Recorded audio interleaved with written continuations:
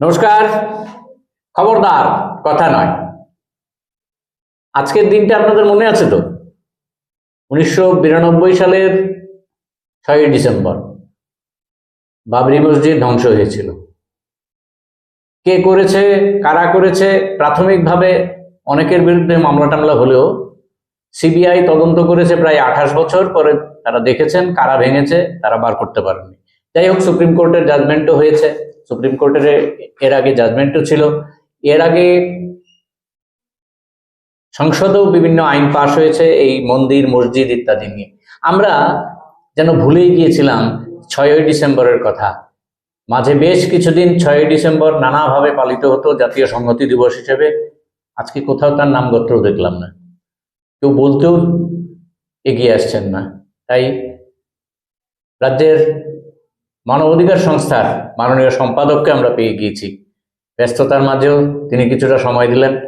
পুরুষোত্তমদা, আজকের যে দিনটা গুরুত্বপূর্ণ দিন, ভারতবর্ষে একসময় জাতীয় সংহতি দিবস হিসেবে চিহ্নিত করা হতো, আজকে এটা নিয়ে কেউ কোনো কথাও বলছে না, কোনো আলোচনাও নেই কোথাও। সবাইকে ভুলে গেলাম সমস্ত বিষয়। অতীতকে ভুলে যাওয়া কিন্তু বিরাট ভুল। অতীতকে ভুলে গেলে অতীত কিন্তু দ্বিগুণ বেগে ফিরে আসে। অতীত থেকে শিক্ষা নেওয়া উচিত, ইতিহাসকে ভুলে যাওয়া উচিত নয়। এবং 6ই ডিসেম্বরকে ভুলে যাওয়া কোনোভাবে উচিত নয়। 6ই ডিসেম্বর স্বাধীনতা উত্তর ভারতবর্ষের ইতিহাসে একটি কালো দিন হিসাবে বরাবরের জন্য চিহ্নিত হয়ে থাকবে। 6ই ডিসেম্বর 1992 অযোধ্যায় 500 বছরের পুরনো ঐতিহাসিক বাবরি মসজিদকে উন্মত্ত কর সেবকরা প্রকাশ্য দিবালোকে ভেঙ্গে গুড়িয়ে ধূলিসাৎ করেছিল। ওই দিনটি ছিল জাতির পক্ষে অত্যন্ত বেদনার একটি দিন। এবং কোন প্রেক্ষাপটে 500 বছরের পুরনো মসজিদ ভেঙ্গে গুড়িয়ে দেওয়া হলো? আপনারা জানেন যে বাবরি মসজিদ নিয়ে মামলা চলছিল। অনেকে দাবি করছিলেন বাবরি মসজিদে নাকি রামের জন্মস্থান, সেই নিয়ে মামলা চলছিল। আদালতে বিষয়টি বিচারাধীন ছিল এবং কর সেবকরা তৎকালীন সময় বিশ্ব হিন্দু পরিষদের নেতৃত্বে, বিশ্ব হিন্দু পরিষদকে কারা পরিচালনা করেন আমরা জানি। বিশ্ব হিন্দু পরিষদ বৃহত্তর সংঘ পরিবারের অন্যতম গুরুত্বপূর্ণ সদস্য। সংঘ পরিবার বলতে আমরা জানি ভারতীয় রাষ্ট্রীয় স্বয়ংসেবক সংঘ।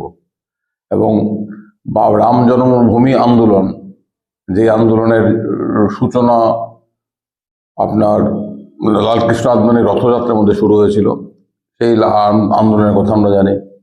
এবং সাম্প্রদায়িক উত্তেজনা, সাম্প্রদায়িক বিভাজন, মেরুকরণের রাজনীতি তখন থেকেই ভারতবর্ষের বুকে তার অশ্বমেধের ঘোড়া ছোটানো শুরু করে। বাবরি মসজিদ নিয়ে সুপ্রিম কোর্টে তৎকালীন উত্তরপ্রদেশের মুখ্যমন্ত্রী প্রতিশ্রুতি দিয়েছিলেন যে মসজিদকে রক্ষা করা হবে। কর সেবকরা সঙ্গে সেখানে জমায়েত হলো যাতে মসজিদের গায়ে কোনো আঁচড় না পড়ে, সেটা রক্ষার দায়িত্ব উত্তরপ্রদেশ সরকার গ্রহণ করবে। এবং কর সেবকদের পক্ষে বিশ্ব হিন্দু পরিষদও প্রতিশ্রুতি দিয়েছিল যে মসজিদের গায়ে কোনো রকম আঁচ পড়বে না। কিন্তু আমরা দেখলাম প্রকাশ্য দিবালোকে সারা পৃথিবীর চোখের সামনে, সারা ভারতবর্ষের চোখের সামনে, সমস্ত প্রশাসনের সামনে, সেখানে হাজার হাজার আধা সামরিক বাহিনী, তারপর বিভিন্ন আরক্ষা বাহিনীর সদস্যরা মোতায়েন ছিলেন, তাদের সামনে একদল উন্মত্ত কর সেবক বাবরি মসজিদ ধ্বংস করলো, 500 বছরের পুরনো স্রোতকে। এইটা অবশ্যই আমাদের দেশের পক্ষে একটা অত্যন্ত কলঙ্কজনক দিন। কারণ কোনো আইনের শাসনে, কোনো সভ্য দেশে এইভাবে সুপ্রিম কোর্টকে অস্বীকার করে আমরা আদালতের রায় মানব না, আদালতের রায়ের জন্য আমরা অপেক্ষা করবো না, আমরা কারোর কথা শুনবো না, আমরা মসজিদ ভাঙবই, এটা তো আইনের বিরুদ্ধে, আইনের শাসনের বিরুদ্ধে, সংবিধানের বিরুদ্ধে যুদ্ধ ঘোষণা। সেই যুদ্ধ ঘোষণা করে তারা বাবরি মসজিদ ধ্বংস করেছিল। এবং সেই কারণে এই দিনটি আমাদের দেশে স্বাধীনতা উত্তর ভারতবর্ষের ইতিহাসে একটি গুরুত্বপূর্ণ কালো দিন। এখন অনেকেই বলেন একটা অংশের মানুষ, যদিও তারা সংখ্যায় কম, তাদের বক্তব্য হচ্ছে মসজিদ ভেঙেছে, একটা মসজিদ ভেঙেছে কি হয়েছে, আগেও তো অনেক মন্দির মসজিদ ভাঙা হয়েছে। এক্ষেত্রে আমি বলি, স্বাধীনতার পূর্বে কিংবা বিগত আমাদের দেশের ইতিহাসে মধ্যযুগে কিংবা এর আগেও মন্দির মসজিদ নিয়ে বিবাদ একদম ছিল না তা নয়। মন্দির মসজিদ ভাঙ্গার কিছু কিছু বিচ্ছিন্ন ঘটনা ঘটেছে, যদিও সেটাই সব নয়। এখন প্রশ্ন হলো, মধ্যযুগে কিংবা প্রাচীন যুগে যখন আইনের শাসন ছিল না, যখন ভারতবর্ষ প্রজাতন্ত্র ছিল না, যখন আমাদের সংবিধান ছিল না, তখন কোনো কেউ যদি আইন নিজের হাতে তুলে নেয় সেটা এক জিনিস। আধুনিক যুগে গণতান্ত্রিক ভারতবর্ষে, প্রজাতান্ত্রিক ভারতবর্ষে সুপ্রিম কোর্টের নির্দেশ অগ্রাহ্য করে, আদালতের নির্দেশ অগ্রাহ্য করে, প্রকাশ্য দিবালোকে সংবিধানকে চ্যালেঞ্জ দিয়ে একটা মসজিদ ভেঙে দেওয়া, এটা শুধুমাত্র নিছক একটি মসজিদ ভাঙ্গা নয়, এটা হচ্ছে ভারতীয় সংবিধানের অন্যতম গুরুত্বপূর্ণ স্তম্ভ, মৌলিক স্তম্ভগুলোর মধ্যে অন্যতম গুরুত্বপূর্ণ আইনের শাসন, রুল অফ ল, আপনার ধর্মনিরপেক্ষতা, এইটার উপর আঘাত করা। এটাই হয়েছিল, সেই কারণে দিনটি কালো দিন। এবং আমার মনে আছে ওই বাবরি মসজিদ ভাঙ্গার পর আপনার তৎকালীন প্রধানমন্ত্রী পিভি নরসিংহ রাও কংগ্রেস দলের সরকারের প্রধানমন্ত্রী ছিলেন। আমরা মনে করি, আমি ব্যক্তিগতভাবে মনে করি, কংগ্রেস দল কিংবা কংগ্রেস সরকার, কেন্দ্রীয় সরকার তৎকালীন সময় দায়িত্ব পালন করেনি।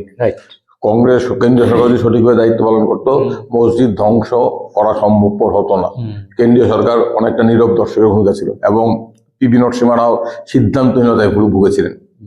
যাই হোক, ঘটনা ঘটে যাওয়ার পর তৎকালীন প্রধানমন্ত্রী জাতির উদ্দেশ্যে ভাষণ দিয়েছিলেন। একদম ভাষণে পিভি নরসিংহ রাও বলেছিলেন, আমরা আবার মসজিদ পুনর্নির্মাণ করে দেবো সেই জায়গায়। সেই প্রতিশ্রুতি কিন্তু রক্ষা হয়নি। তারপর অনেক জল গড়িয়েছে, সরজু নদী দিয়ে অনেক জল গড়িয়েছে, গঙ্গা দিয়ে অনেক জল গড়িয়েছে। অযোধ্যা বা রাম জন্মভূমি বাবরি মসজিদ মামলা রায় হয়েছে। সেই রায়ে সুপ্রিম কোর্ট স্পষ্টভাবে বলেছে যে 6ই ডিসেম্বর বাবরি মসজিদ ভাঙ্গা ছিল অত্যন্ত জঘন্য একটি অপরাধ। সুপ্রিম কোর্ট স্পষ্টভাবে বলেছে। সুপ্রিম কোর্টের রায় নিয়ে আমাদের অনেক বিতর্ক আছে। এই রায় আমরা মানতে পারি না, এই রায় যুক্তির উপর নির্ভরশীল নয়, এটা আমরা বলি। কিন্তু সুপ্রিম কোর্টও কিন্তু ওই রায়ে বলেছে যে আমরা মসজিদ ভাঙ্গাকে চূড়ান্তভাবে নিন্দা করছে, এটা জঘন্য অন্যায় কাজ। তখন এই যে সুপ্রিম কোর্টে যখন রায় হলো বাবরি মসজিদ মামলায়, রাম জন্মভূমি মামলায় সুপ্রিম কোর্ট 2022 সনে রায় দিল, তখন অনেকেই এই রায়কে মনে মনে রায় নিয়ে অনেক গুরুতর আপত্তি থাকলে অনেকে রায়টা মেনে নিয়েছিলেন। কেন মেনে নিয়েছিলেন? অনেকের ধারণা ছিল, যাই হোক, দীর্ঘদিন একটা বিবাদের মীমাংসা হলো, এখন ভারতবর্ষের সামনের দিকে RSS, বিজেপি, বিশ্ব হিন্দু পরিষদের অন্যতম এজেন্ডা অযোধ্যায় রাম মন্দির নির্মাণ, সেই এজেন্ডা তারা সাফল্য লাভ করেছে। ঠিক আছে, ক্ষতি হয়েছে, যাই হোক, এখন আমরা সামনের দিকে এগোবো। এই রায়টা বোধ হয় সমস্ত বিতর্কের যমনিকা দিয়ে নতুন ভাবে পথ শুরু করবে। কিন্তু আমরা ভুল প্রমাণিত হয়েছে। আবার বাবরি মসজিদ, রাম জন্মভূমির নতুন বিতর্ক, কাশীর বিশ্বনাথ মন্দির গানব্যাপী মসজিদ নিয়ে করা হচ্ছে, সম্বলের মসজিদ নিয়ে করা হচ্ছে, আপনার মথুরার মসজিদ নিয়ে করা হচ্ছে, বিভিন্ন জায়গায় মন্দির, বিভিন্ন বিশেষত মসজিদগুলোকে তারা দাবি করছে হঠাৎ করে এগুলো নাকি হিন্দু মন্দির ভেঙে করা হয়েছে। আইন ব্যবহার করে তারা নতুন নতুন বিতর্ক তৈরি করছে। এবং এটাও তো অন্যতম গুরুত্বপূর্ণ উদ্বেগজনক বিষয়। এবং আরেকটা কথা এই প্রসঙ্গে একটা বলা দরকার, আমার একটু উল্লেখ করে একটু বিস্তারিত হয়ে যাচ্ছে, যে যখন বাবরি মসজিদ রাম জন্মভূমি বিতর্ক নিয়ে সারা দেশ তোলপাড়, সারা দেশের মধ্যে দাঙ্গা হচ্ছে, সাম্প্রদায়িক বিভাজন, সাম্প্রদায়িক উত্তেজনা, সেই সাম্প্রদায়িক উত্তেজনার আগুনে একটি রাজনৈতিক দল নির্বাচনে ভোটে আসন বাড়াচ্ছে, তখন কিন্তু আমাদের পার্লামেন্টে একটা গুরুত্বপূর্ণ আইন প্রণয়ন করা হয়েছিল। সেই আইনটা হলো ধর্মীয় উপাসনাস্থল বিশেষ ব্যবস্থায়, the places of worship special provision act 1991। সেই আইনে বলা হয়েছিল, সেই আইনটা কেন করা হয়েছিল? সেই আইনটা করা হয়েছিল বিভিন্ন ধর্মীয় উপাসনাগুলোর চরিত্র নিয়ে, যাতে বিতর্ক তুলে আমাদের দেশে নতুন করে অশান্তি, বিবাদ, বিদ্বেষ, ঘৃণা, উত্তেজনা এগুলো সৃষ্টি না করা যায়, তার জন্য পার্লামেন্ট আইন তৈরি করলো। সেই আইনের মোদ্দা কথা কি? মোদ্দা কথা হলো 1947-এর 15ই আগস্ট আমাদের দেশে ধর্মীয় উপাসনাস্থলগুলো যে চরিত্র ছিল সেই চরিত্রকে বজায় রাখতে হবে। অর্থাৎ কোনো একটি ধর্মীয় উপাসনাস্থল, সেটা যদি 1947-এর 15ই আগস্ট মন্দির থাকে সেটা মন্দিরই থাকবে, সেটা যদি মসজিদ থাকে সেটা মসজিদই থাকবে। কোনো একটি ধর্মীয় উপাসনাস্থল যদি 15ই আগস্ট 1947 একটি চার্চ হিসেবে স্বীকৃত থাকে, সেটা চার্চই থাকবে। গুরুদ্বার হলে গুরুদ্বারে থাকবে, গুম্ফা হলে গুম্ফাই থাকবে। অর্থাৎ 1947-এর 15ই আগস্ট ভারতবর্ষ যেখানে যে জায়গায় যে ধর্মীয় উপাসনা স্থল আছে, প্লেসেস অফ পাবলিক ওয়ার্শিপ, এই সমস্ত উপাসনা স্থলগুলো চরিত্র বদল করা যাবে না, স্থিতাবস্থা বজায় রাখতে হবে। এই মামলার এই আইন থেকে শুধুমাত্র বাবরি মসজিদ রাম জন্মভূমি বিতর্ককে রেহাই দেওয়া হয়েছিল, কারণ সেখানে মামলা চলছিল এবং বলা হয়েছিল বাকি ধর্মীয় উপাসনা স্থলগুলোর চরিত্র নিয়ে সমস্ত মামলা খারিজ হয়ে গেল, নতুন করে কোনো মামলা করা যাবে না। এই আইন পার্লামেন্ট অত্যন্ত মহৎ উদ্দেশ্য নিয়ে প্রণয়ন করেছিল, যাতে আমাদের দেশের ঐক্য সংহতি রক্ষা হয়, যাতে করে একদল উগ্র সাম্প্রদায়িক সংখ্যাগুরু ধর্মাবলম্বী দের প্রতিনিধিত্বকারী শক্তি যারা দাবি করে, তারা যাতে সংখ্যালঘুদের ধর্মীয় উপাসনা স্থলগুলোকে এইভাবে ভাঙতে না পারে, বিতর্ক তৈরি করে উত্তেজনা তৈরি না করতে পারে, তার জন্য আইনটি রচনা করা হয়েছিল। সেই আইন সুপ্রিম কোর্ট রাম জন্মভূমি বাবরি মসজিদ মামলায় সুপ্রিম কোর্ট এই আইনের উচ্ছ্বসিত প্রশংসা করেছে। এই আইনকে সাংবিধানিক বৈধতা দিয়েছে, বলেছে এই আইন অত্যন্ত গুরুত্বপূর্ণ আইন। কিন্তু এই আইন মোতাবেক কোনো মামলাই চলে না। আজকে যে গানব্যাপী মসজিদ নিয়ে মামলা হচ্ছে, কাশীর বিশ্বনাথ মন্দির নিয়ে মামলা হচ্ছে, কিংবা সম্ভলের মসজিদ নিয়ে মামলা হচ্ছে, সেই মামলাগুলো চলেই না। কিন্তু অদ্ভুত ব্যাপার, আমরা দেখছি বিশ্ব হিন্দু পরিষদ কিংবা অন্যান্য, বিশ্ব হিন্দু পরিষদ সরাসরি নিজস্ব সংগঠনের নাম নিয়ে নয়, বিভিন্ন তাদের অনুগত লোকজন তারা মামলা করছে, মামলা করে আদালতকে ব্যবহার করে যে মামলাগুলো চলে না, আইন অনুযায়ী যে মামলাগুলো চলতেই পারে না, সেই মামলাগুলো একের পর আদেশ নিয়ে বিভিন্ন মসজিদে সার্ভে করছে, সার্ভে রিপোর্ট তৈরি করে উত্তেজনা সৃষ্টি করছে। অর্থাৎ আইনি পথে ধর্মীয় উপাসনা স্থলগুলো, সংখ্যালঘুদের ধর্মীয় উপাসনা স্থলগুলোকে দখল করার, তাদের চরিত্র বদল করার চেষ্টা হচ্ছে। এটা কিন্তু একটা ভয়ঙ্কর দিক। আদালত কি এই ক্ষেত্রে উৎসাহ বেশি দেখাচ্ছে? সম্বলের ক্ষেত্রে তো অনেকটা এরকম আদালতের ভূমিকা আমি বলেছি, আমি কেন অনেকেই বলছে, আজকে সুপ্রিম কোর্টের অবসরপ্রাপ্ত বিচারপতি নরিনটন বলেছে,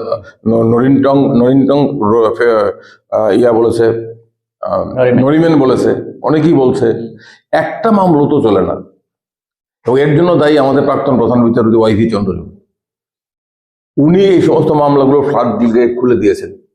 কারণ কাশীর গানব্যাপী মসজিদে মন্দির ছিল, মন্দির ভেঙে মসজিদ করা হয়েছে, এই প্রশ্নে যখন বেনারসের দেওয়ানি আদালতে মামলা হলো, বেনারসের দেওয়ানি আদালত যখন সেই মামলা রাতারাতি আর্কিওলজিক্যাল সার্ভে ডেকে সার্ভে করার অর্ডার দিল, তখনই কিন্তু অপরপক্ষ সুপ্রিম কোর্ট এসেছিল। কারণ এটা তো জলের মতো পরিষ্কার, places of warship special provision act 1991, সেই আইন অনুযায়ী কোনো মামলাই চলে না। এই মামলাগুলোর উদ্দেশ্য হচ্ছে ধর্মীয় উপাসনাস্থলের চরিত্র বদলের চেষ্টা। একটা মামলা চলে না, প্রথম দিন এই মামলাগুলো খারিজ হওয়ার যোগ্য।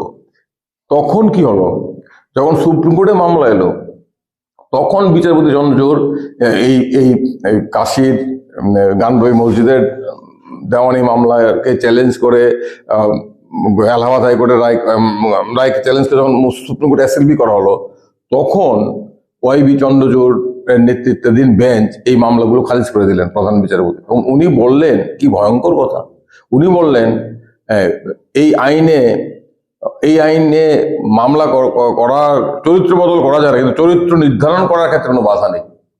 ভয়ঙ্কর কথা।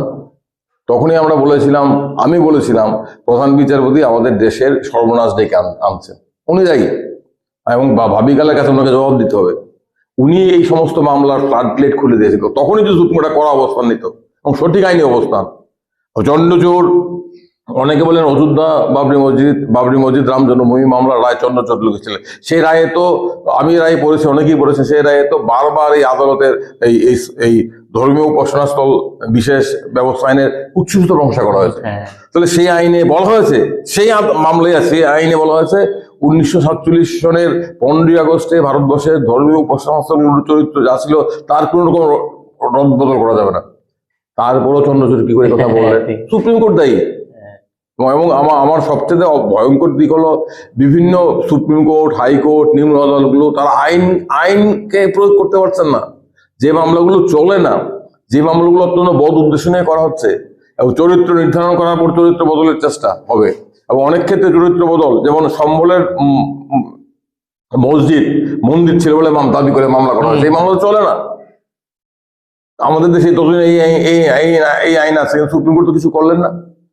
আজকে বিচার বিভাগের ভূমিকা নিয়ে প্রশ্ন উঠছে, আমি কেন, আমার মতো একজন আইনজীবী বলছেন, এটা বড় কথা নয়। আমি তো অবশ্যই বলবো, বিবেকের দায়ে বলবো, আমাদের সুপ্রিম কোর্ট দায়িত্ব পালন করছেন না, দায়িত্ব পালন করতে পারছেন না, এবং বিচারপতি চন্দ্রচূড় প্রধান বিচারপতিকে আগামী ভবিষ্যতে ভাবিকাল তাকে ক্ষমা করবে না। সম্বলের ক্ষেত্রে খুব দ্রুততার সঙ্গে কাজ করার চেষ্টা হলো। অদ্ভুত ব্যাপার কি, এটা আলোচনা করা দরকার। যে কোনো দেওয়ানি মামলায় বাদী পক্ষের দায়িত্ব আদালতে তার মামলা প্রমাণ করা। প্রমাণ। আমি যদি বলি মণিময়ের বাড়িটা আগে একটি মিউজিয়াম ছিল, সেই মিউজিয়াম ত্রিপুরার কোনো এক রাজা স্থাপন করেছিল, এই মনে এটা মামলা করলাম, তখন আমার দায়িত্ব হবে আদালতে মণিময় বাবুর বাড়ি মিউজিয়াম ছিল 100 বছর আগে, সেটা প্রমাণ করা। আমি তো সাক্ষী সাবুত দিয়ে প্রমাণ করব। কিন্তু এই ধরনের মামলাগুলো কি হচ্ছে, আদালত বাদীর হয়ে সাক্ষী সাবুত প্রমাণ করার দায়িত্ব নিচ্ছে। সম্বলের মামলা কি, সম্বলে 500 বছর আগে বাবর মসজিদ করেছিল, সেই মসজিদ নাকি হরহরি মন্দির ভেঙে করা হয়েছে। যদি এই মামলাটা, আমি তর্কের খাতে দিলাম, মামলাটা চলে, তখন বাদীর দায়িত্ব সাক্ষী সাবুত দিয়ে প্রমাণ করা। কিন্তু এক্ষেত্রে দেখবেন কি ভয়ঙ্কর তৎপরতায় মামলা হচ্ছে। 19 নভেম্বর বেলা 12টা 30 মিনিটে দেওয়ানি আদালতে মামলা দায়ের করা হবে। এটা আমার খবর নয়, ইন্ডিয়ান এক্সপ্রেসে সবাই দেখে নিতে প্রকাশিত হয়েছে। 12টা 30 মিনিটে। এবং যারা নিম্ন আদালতে কাজকর্ম সম্পর্কে জানেন তারা বুঝবেন, সেই মামলা 12টা 30 মিনিটে মামলা দাখিল হল, সেই মামলা 1.5 ঘন্টার মধ্যে দেওয়ানি আদালতের বিচারকের টেবিলে চলে গেল। সেই দিনই বিচারক নির্দেশ দিলেন যে অ্যাডভোকেট কমিশনার নিয়োগ করা হলো মিস্টার অমুককে, উনি গিয়ে সম্বলের মসজিদ পর্যবেক্ষণ করে রিপোর্ট দেবেন মন্দির ভেঙে মসজিদ হয়েছে। প্রথমত একটা প্রশ্ন হলো যে অ্যাডভোকেট কমিশনার পক্ষে কি রিপোর্ট দেওয়া সম্ভব, উনি কি বিশেষজ্ঞ? আমি এই প্রশ্ন সরিয়ে রাখলাম। দ্বিতীয় প্রশ্ন হলো, বিবাদী পক্ষকে না শুনে এই ধরনের একতরফা আদেশ 2 ঘন্টার মধ্যে দেওয়া হলো, এবং এটা কি মামলার সাক্ষী সাবুত করার দায়িত্ব আদালত নিয়ে নিচ্ছে? আমি কোনোদিন শুনিনি। প্রত্যেকটা মামলা এই ধরনের ঘটনা ঘটছে, আদালত তারা এইভাবে ব্যবহার করছে। এবং আরো আশ্চর্যজনক ঘটনা, 3টা 30 মিনিটে অ্যাডভোকেট কমিশনার নিযুক্ত করালো। 1 ঘন্টার মধ্যে বিশাল পুলিশ বাহিনী, এসপি, ডিএম, অ্যাডভোকেট কমিশন নিয়ে সম্বলের মসজিদে চলে গেল। এটা কি ভারতবর্ষে কোনোদিন হয়েছে? প্রত্যেকটা মামলায় নিম্ন আদালত, উচ্চ আদালত, সুপ্রিম কোর্ট আইনকে প্রয়োগ করতে সম্পূর্ণভাবে ব্যর্থ হচ্ছে। এটা কিন্তু ভয়ঙ্কর বিপজ্জনক দিক আমাদের সামনে। সুপ্রিম কোর্ট এই যে সম্বলের মামলা নিয়ে সুপ্রিম কোর্টে এলো মসজিদ কর্তৃপক্ষ, সুপ্রিম কোর্ট কি বললো? বিচারপতি প্রধান বিচারপতি সঞ্জীব খান্না, উনি এই মামলাটা এলাহাবাদ হাইকোর্টে ঠেলে পাঠিয়ে দিলেন। উনি কি বললেন? উনি বললেন যে উত্তরপ্রদেশ প্রশাসনকে administration must be absolutely neutral. কথাটা শুনতে খুব ভালো, চরমভাবে নিরপেক্ষ থাকতে হবে, নৈর্ব্যক্তিক থাকতে হবে, আইন শৃঙ্খলা রক্ষা করতে হবে, মধ্যস্থতা করার চেষ্টা করতে হবে। কিসের মধ্যস্থতা? উনি 1991 আইন নিয়ে একটা কথা বললেন না, কিছু শব্দ বললেন না। সুপ্রিম কোর্টে এই ধরনের গুরুত্বপূর্ণ বিষয়ে দায়িত্ব এড়িয়ে এলাহাবাদ হাইকোর্টে বল ঠেলে দিল। সুপ্রিম কোর্ট দায়িত্বটা বলেন, উনি তো বলতে পারতেন এই 1991 অ্যাক্ট অনুযায়ী মামলা চলে না। বাবরি মসজিদ রাম জন্মভূমি মামলায় কনস্টিটিউশন বেঞ্চের নির্দেশ অনুযায়ী, ব্যাখ্যা অনুযায়ী 1991 অ্যাক্ট অনুযায়ী কোনো মামলা চলে না। তোমরা এই মামলা করেছো, এই মামলা অবৈধ, ঠিক আছে, আমরা আবার খতিয়ে দেখবো মামলা চলে কিনা, ততদিন সমস্ত কিছু স্টে দিয়ে দিলাম। এটা সুপ্রিম কোর্টের দায়িত্ব ছিল। সুপ্রিম কোর্ট নিজে দায়িত্ব পালন করলো না, বল ঠেলে দিল, দায়িত্ব হারালো। অন্যদিকে উত্তরপ্রদেশ সরকার বললো নৈর্ব্যক্তিক থাকতে হবে। কিসের নৈর্ব্যক্তিক উত্তরপ্রদেশ সরকার থাকবে? সর্বশেষ যে ব্যাপারটা, আজকে 6 তারিখ, 1992 সালকে মাথায় রেখে আর এতক্ষণ যে আমরা আলোচনা করলাম সংক্ষিপ্তভাবে, তাতে এই 6 তারিখকে অতীত করে দেওয়া কি সম্ভব? 6 তারিখকে অতীত করে দেওয়ার চেষ্টা হচ্ছে। আমি আজকে বিভিন্ন কাগজগুলো দেখেছি, আমি অন্তত দিনে 20-25টা কাগজ দেখি। আমি আবার রাত্রে দেখবো, সর্বভারতীয় কাগজ, স্থানীয় কাগজ, কোথাও 6 ডিসেম্বরের উল্লেখ নেই। এটা উদ্দেশ্যপ্রণোদিতভাবে বিস্মরণের চেষ্টা। এইভাবে শাসকরা একটা নেগেটিভ তৈরি করে তাদের পছন্দ মতো অতীতকে তারা পুনর্নির্মাণ করে। 6 ডিসেম্বর যা ভারতবর্ষের দিন, ভারতবর্ষের ইতিহাসে কালো দিন। 6 ডিসেম্বর যারা মসজিদ ভাঙ্গা হয়েছিল, ঐতিহাসিক স্থাপত্য, আর্কিওলজিক্যাল সার্ভে অফ ইন্ডিয়ার অ্যাক্ট অনুযায়ী কোনো ঐতিহাসিক স্থাপত্যকে ভাঙ্গা যায় না। It is our heritage. এটা নিয়ে তো কোনো কেউ কথা বলে না। যখন অযোধ্যায় রাম মন্দির হলো তখনও তো কোনো সর্বভারতীয় মিডিয়া একবারও উচ্চারণ করলো না। বিভিন্ন চ্যানেলের যারা অর্ধশিক্ষিত অ্যাঙ্কররা, যারা না জেনে চিৎকার করেন, তারা একবারও বললো না এখানে একটা মসজিদ ছিল, আদালতের নির্দেশ উপেক্ষা করে সুপ্রিম কোর্টের মুচলেখা অগ্রাহ্য করে মসজিদটা ভাঙা হয়েছিল।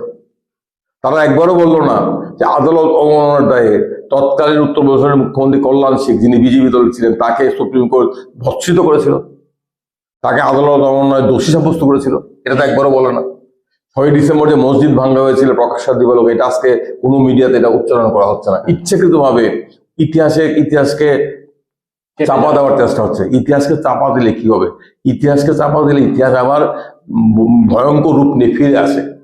আর সেই কারণেই আমাদের পক্ষে 6ই ডিসেম্বরকে ভোলা সম্ভব নয়। আমরা চাই শান্তি, আমরা চাই সুস্থিতি, আমরা চাই ঐক্য, আমরা চাই মৈত্রী, ফ্যাটার্নিটি।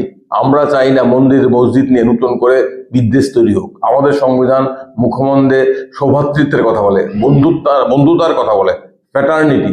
এই ফ্যাটার্নিটিকে ভাঙার চেষ্টা হচ্ছে মন্দির মসজিদ বিতর্ক নিয়ে। এর সাথে ভগবানের দরদ নেই, ভগবানের ভক্তি নেই।